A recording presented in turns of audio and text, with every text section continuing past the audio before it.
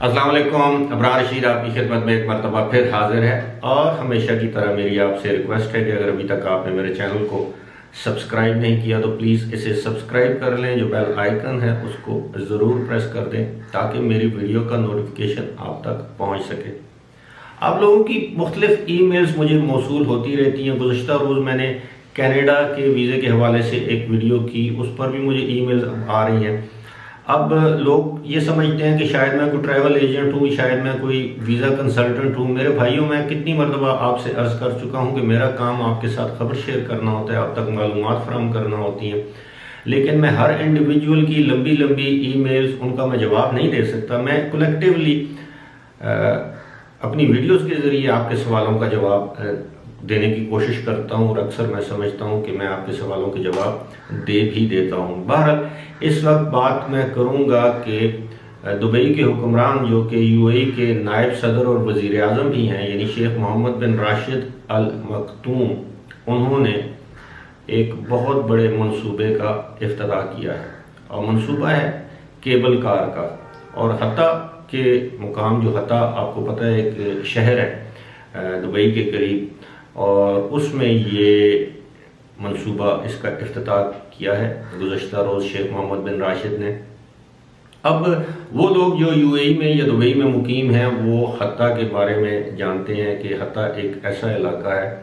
نیم پہاڑی علاقہ ہے۔ اگرچہ یو اے ای کے سٹینڈرڈ سے تو آپ اس کو پہاڑی بھی کہہ سکتے ہیں، لیکن چونکہ میں خود پہاڑی علاقے سے تعلق رکھتا ہوں تو مجھے وہ چلیں میں پہاڑی یا نیم پہاڑی علاقہ ہے۔ وہاں پر ایک ڈیم بھی ہے۔ اب حتیٰ کو as a tourist hub develop کیا جا رہا ہے، یعنی ایک انتہائی اہم یو اے ای کے ایک انتہائی اہم سیاحتی مقام کے طور پر اس کو ڈیولپ کرنے کی کوشش کی جا رہی ہے، یہ ڈیولپ کیا جا رہا ہے۔ شیخ محمد بن راشد نے گزشتہ روز یہاں پر کیبل کار کا افتتاح کیا، جس کی لمبائی تقریباً 4 کلومیٹر ہوگی، اور یہ زمین سے 1300 میٹر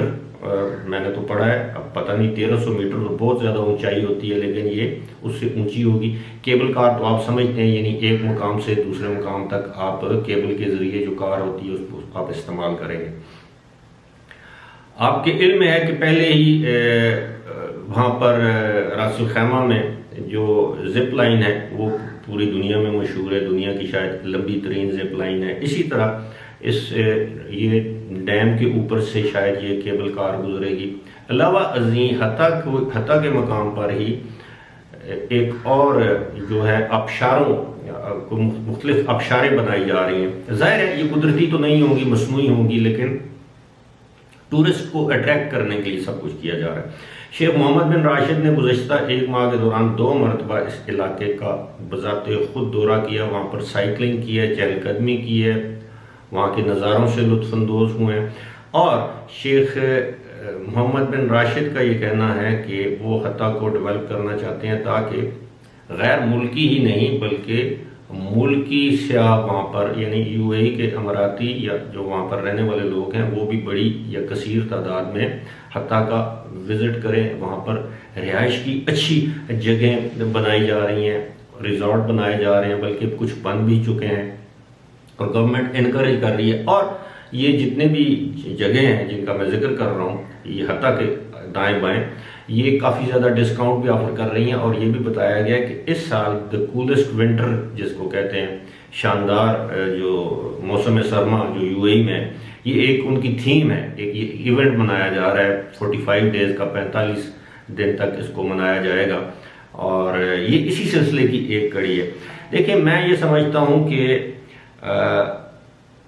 کسی بھی جگہ پہ، کسی بھی ملک میں اگر آپ صرف ایک جگہ کو، ایک مقام کو، ایک شہر کو سیاحت کے لیے اٹریکٹیو بنا دیں تو وہ وہاں پر پھر رش ہو جاتا ہے، گنجان آباد ہو جاتا ہے وہ علاقہ، وہاں پر مسائل جنم لینا شروع کر دیتے ہیں۔ اس لیے آپ نے دیکھا ہوگا کہ دنیا کے بہت سے ممالک میں صرف ایک جگہ پر توجہ نہیں دی جاتی بلکہ مختلف سیاحتی مراکز کو ڈیولپ کیا جاتا ہے تاکہ ایک جگہ پر لوگوں کی کنسنٹریشن نہ ہو، ہجوم نہ ہو۔ اب جیسے پاکستان کے ناردرن ایریاز آپ دیکھیں تو بعض اوقات اب اس گرمیوں میں یا ابھی گزشتہ دنوں سردیوں میں بھی سوات میں جب معلوم جبہ لوگ جاتے ہیں تو واپسی پر اتنا ٹریفک جام ہو جاتا ہے کہ 6-7 گھنٹے لوگ اسی طرح گلیات اور کاغان روڈ پر بھی یہی صورتحال ہوتی ہے گرمیوں میں کہ لوگ پھنس جاتے ہیں، اتنا زیادہ رش ہو جاتا ہے۔ اگر اسی طرح پورے پاکستان کے مختلف علاقوں کو ڈیولپ کیا جائے تو ظاہر پھر ایک علاقے میں کنسنٹریشن آف پیپل جسے کہتے ہیں وہاں پر نہیں ہوگی۔ میں بات کر رہا تھا شیخ محمد، یہ ان کا بہت بڑا ویژن ہے، اور میں یہ سمجھتا ہوں کہ یو اے ای کی عمومی، اور میں خاص طور پر میں ذکر کروں گا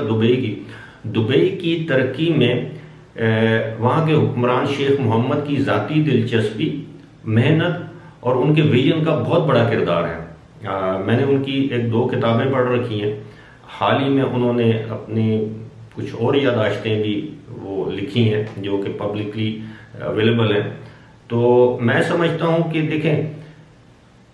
پوری دنیا میں جہاں بھی شخصی حکمرانیاں ہیں، آپ نے دیکھا ہے کہ لوگوں کو وہ حکمران بہت زیادہ دبا کر رکھتے ہیں، ان کو ایک گھٹن کے ماحول میں رکھتے ہیں، جس طرح ابھی تک سعودیہ میں تھا یا اب بھی ہے۔ لیکن اس کے برعکس آپ دیکھیں قانون کی حکمرانی اور عملداری ضرور ہے دبئی میں یا یو اے ای میں، لیکن وہاں کے حکمران بطور جابر ظالم حکمران کے مشہور نہیں ہیں۔ ان کے خاندان کے اندر کے جو خانگی معاملات ہیں اس کے حوالے سے کچھ خبریں اکثر سامنے آتی رہتی ہیں، ظاہر ہے یو اے ای میں سامنے نہیں آتی، دیگر ممالک میں آتی ہیں، لیکن وہ چونکہ ان کے ذاتی اور نجی نوعیت کے معاملات ہوتے ہیں، اس میں جھانکنا یا ان میں دخل دینا میرا خیال ہے مناسب بھی نہیں ہے۔ کہ کسی بھی شخص کی ذاتی یا ازدواجی زندگی کے حوالے سے، اس کی اولاد کے حوالے سے، یا اس کے اپنے خانگی یا خاندانی معاملات کے حوالے سے میرا خیال ہے کہ کسی کی زندگی میں دخل نہیں دینا چاہیے۔ لیکن میں جو بات کر رہا تھا وہ یہ ہے کہ شیخ محمد بن راشد انہوں نے اور پھر دیکھیں کہ ایک باپ نے اپنے بیٹے یعنی فضا شیخ حمدان کی تربیت کیسے کی ہے، کہ جتنی دلچسپی شیخ محمد بن راشد لیتے ہیں دبئی کی ترقی اور خوشحالی میں، اس سے دگنی دلچسپی ان کے صاحبزادہ لیتا ہے فضا شیخ حمدان۔ اس کی وجہ یہ ہے کہ ایک تو وہ نوجوان ہے، اور دوسرا اس نے اپنے باپ کو محنت کرتے ہوئے دبئی کو ترقی کی راہ پر گامزن کرتے ہوئے دیکھا ہے۔ تو اب ظاہر ہے وہ شیخ حمدان دبئی کا ولی عہد بھی ہے، تو اس حوالے سے انہیں معلوم ہے کہ اب صرف وہ تیل پر، سرمایہ کاری پر، یہ ان ساری چیزوں پر ڈیپینڈ نہیں کر سکتے۔ اصل چیز ہے ٹورزم، سیاحت، اور سیاحت کے لیے آپ کا انفراسٹرکچر ضروری ہے، آپ کی باقی چیزیں تو وہاں پر ہیں، یعنی ایک محفوظ سیاحت کے لیے ایک ملک محفوظ ہونا چاہیے جو کہ وہ ہے۔ اب یہ جتنی بھی جگہیں اس وقت ڈیولپ کی جا رہی ہیں، میں سمجھتا ہوں کہ اس سے نہ صرف ٹورزم کو فروغ ملے گا بلکہ وہاں پر بزنس ایکٹیویٹیز جنریٹ ہوں گی۔ جب بزنس ایکٹیویٹیز جنریٹ ہوں گی تو وہاں پر روزگار کے مزید مواقع میسر آئیں گے، یعنی سروس انڈسٹری کہہ لیں اور اس سے متعلق جو بھی اس شعبے سے منسلک جتنے شعبہ جات ہیں، ظاہر ہے ان میں بھی تیزی آئے گی اور کاروبار کے ساتھ ساتھ روزگار میں بھی اضافہ ہوگا۔ اللہ کرے حالات کووڈ-19 کی وجہ سے جس طرح خراب ہوئے تھے اسی طرح اتنی ہی جلدی حالات بہتری کی طرف جائیں تاکہ دنیا سکھ کا سانس لے۔ فی الحال اسی کے ساتھ مجھے دیجیے اجازت، خدا حافظ۔